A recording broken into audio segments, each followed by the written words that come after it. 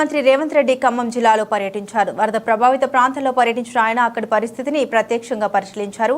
అనంతరం మంత్రులతో కలిసి సమీక్ష సమావేశం నిర్వహించారు. ఈ సందర్భంగా ఆయన వరద బాధితులకు తక్షణ సహాయం కింద 10,000 ఆర్థిక సహాయాన్ని ప్రకటించారు. వర్షాల వల్ల దెబ్బతిన్న రోడ్లను మరమ్మతులు చేయాలని తెలిపారు. విద్యుత్ సరఫరా సమస్యల్ని తక్షణమే పరిష్కరించాలని అధికారులకు ఆదేశాలు జారీ చేశారు. ఖమ్మంలోని వరద సమస్యలపై అధికారులను సీఎం అడిగి తెలుసుకున్నారు.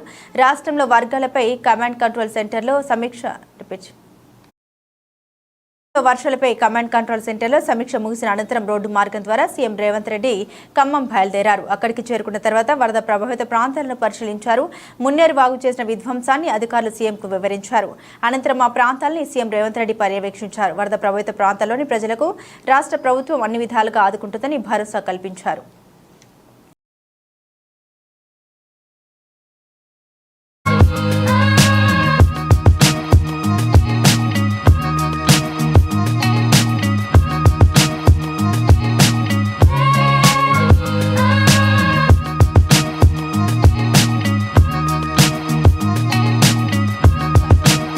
కాలనీ నిర్మించడానికి అవకాశం ఉంటుంది కాబట్టి నేను ఇన్ఛార్జ్ మినిస్టర్ శ్రీనివాస్ రెడ్డి గారికి ఆదేశించి అందరికి ఇల్లు కట్టించడానికి ఇందిరమ్మ ఇల్లు మంజూరు చేయాలని చెప్పి నేను సూచన చేస్తున్నా.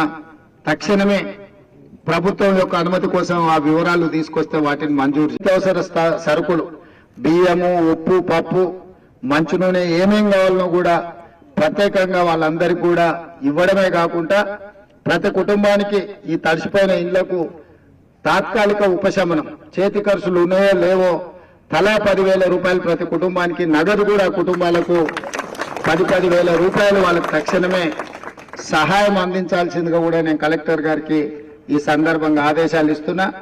అదేవిధంగా అర్ధరాత్రి పూట రాత్రి 2-3 గంటలకు నీళ్లు రావడం వల్ల వాళ్ళ దగ్గర ఉన్న ఆస్తి పత్రాలు కావచ్చు, చదువుకున్న పిల్లల సర్టిఫికెట్లు కావచ్చు, లేకపోతే ఆధార్ కార్డు, ఇతర ఏవైనా ప్రభుత్వ గుర్తింపు పత్రాలు కావచ్చు, ఇవన్నీ కూడా ఒకవేళ తడిసిపోయి అవి ఉపయోగానికి రాకుండా పోతే తక్షణమే కలెక్టర్ గారు వాళ్ళందరినీ నమోదు చేసుకొని వాళ్ళ పాస్ పుస్తకాలు కావచ్చు, ఆస్తి పత్రాలు కావచ్చు, చదువుకున్న విద్యార్థుల సర్టిఫికెట్